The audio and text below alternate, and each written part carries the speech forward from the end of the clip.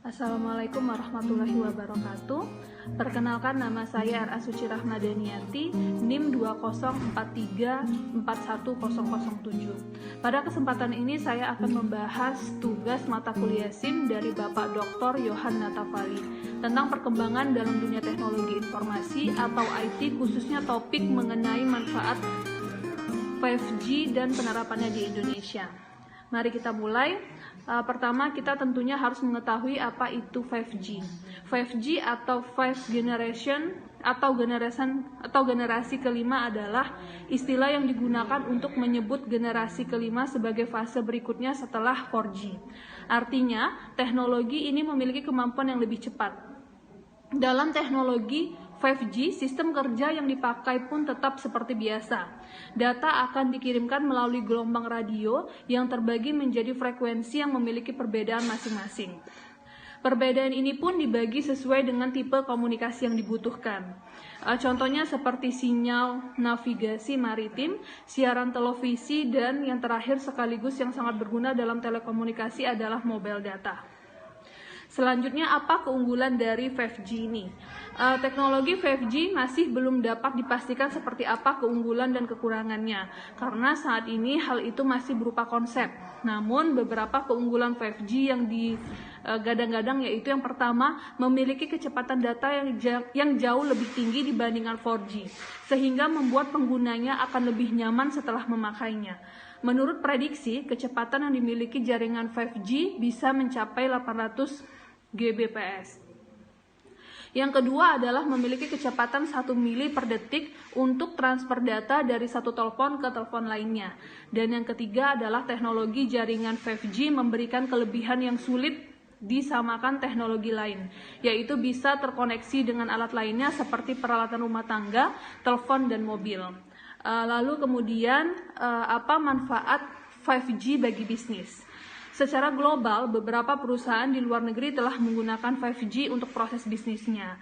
Teknologi 5G yang menawarkan kecepatan dan latensi rendah mendukung sejumlah perangkat yang terhubung dengan internet atau Internet of Things. Mengingat masifnya penggunaan IoT di sebuah perusahaan nantinya. Contoh, Telenor Norwegia yang bergerak di industri peternakan ikan diketahui menggunakan 5G untuk mendukung proyek percontohan peternakan ikan di lepas pantai atau di samudra Norwegia. Proyek ini merupakan yang pertama di dunia. Hingga saat ini terdapat hampir 1.500 peternakan ikan salmon yang terletak di sepanjang garis pantai. Diprediksi pada masa depan jumlah peternakan ikan salmon akan bertambah 3 kali lipat sehingga mendorong hadirnya tenaga kerja tambahan. Sebagai solusi dalam mengatasi permasalahan tersebut, sejumlah perusahaan mulai mengembangkan peternakan ikan salmon di lepas pantai dengan bantuan perangkat sensor. Nantinya, pada setiap tongkang dan kandang akan terdapat 2 kamera yang berfungsi untuk memantau kondisi ikan dari jarak jauh, yang digerakkan dengan jaringan 5G. Di samping itu, di setiap kandang juga dilengkapi dengan perangkat IoT untuk memberi makanan. Kehadiran 5G dalam peternakan lepas pantai diperlukan mengingat sensor yang digerakkan masif dan serentak atau real time. Lalu bagaimana penerapan 5G di Indonesia? Sampai dengan tahun 2020 ini, teknologi 5G belum resmi masuk di Indonesia. Asosiasi Penyelenggaraan Jasa Telekomunikasi Indonesia atau ATSI menilai implementasi teknologi 5G bisa diterapkan di tanah air mulai 2022. Meskipun begitu, perusahaan penyedia layanan telekomunikasi asal Swedia, Ericsson, optimis bahwa jaringan 5G di Indonesia nantinya akan dapat diimplementasikan pada beragam sektor di Indonesia. Setidaknya ada 6 sektor yang dapat dimaksimalkan melalui implementasi jaringan 5G ini. Sektor tersebut antara lain yang pertama adalah sektor otomotif. Indonesia bisa mengimplementasikan 5G untuk mobil otonomos. Tahun lalu saat gelaran Asia Games, salah satu operator seluler di Indonesia pun sempat menguji coba bus otonomos dengan jaringan 5G. Yang kedua adalah sektor hiburan. Indonesia bisa membuat sebuah bioskop dengan teknologi virtual reality atau VR. Dengan begitu, teknologi 5G ini akan memberikan pengalaman lebih baik dalam dunia hiburan. Yang ketiga adalah sektor gaming. Jaringan 5G akan menurunkan angka latensi saat bermain game.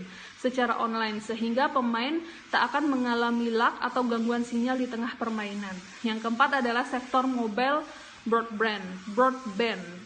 Dengan kecepatan transfer data yang semakin cepat, untuk mengunduh 1 GB data nantinya hanya akan membutuhkan beberapa detik saja. Berbeda dengan kondisi saat ini yang masih membutuhkan waktu lebih lama. Dan yang terakhir atau yang kelima yakni sektor industri smart home. Tren smart home juga diprediksi akan bermunculan di tanah air setelah jaringan 5G diadopsi dengan sempurna. Nantinya jumlah perangkat yang menjadi pengunjung smartphone akan meningkat. Baik, demikian video singkat pembahasan tentang manfaat 5G dan penerapannya di Indonesia. Terima kasih telah menonton. Wabillahi taufiq wal hidayah. Wassalamualaikum warahmatullahi wabarakatuh.